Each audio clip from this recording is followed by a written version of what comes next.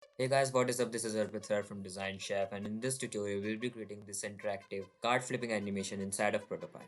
So without any further ado, let's get started.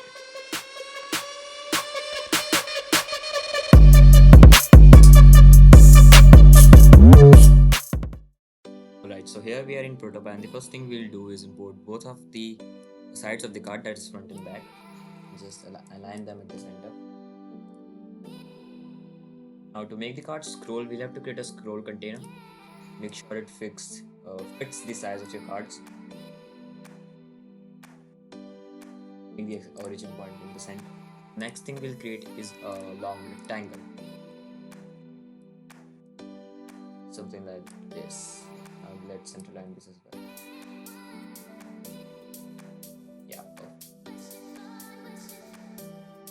and just place the rectangle in the scroll container. We won't be using the rectangular shape, just make sure that its opacity is 0 and the scroll is make sure your settings look like something like this.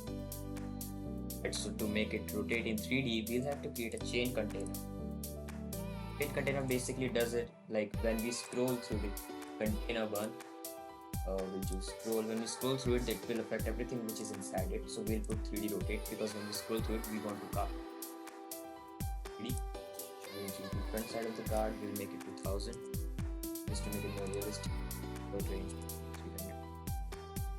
300. Angle would be minus.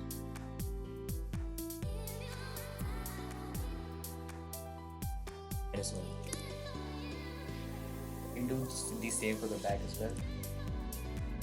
Back will just change.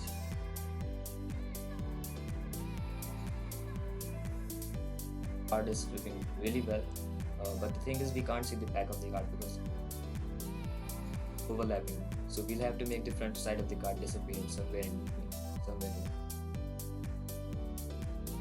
We'll have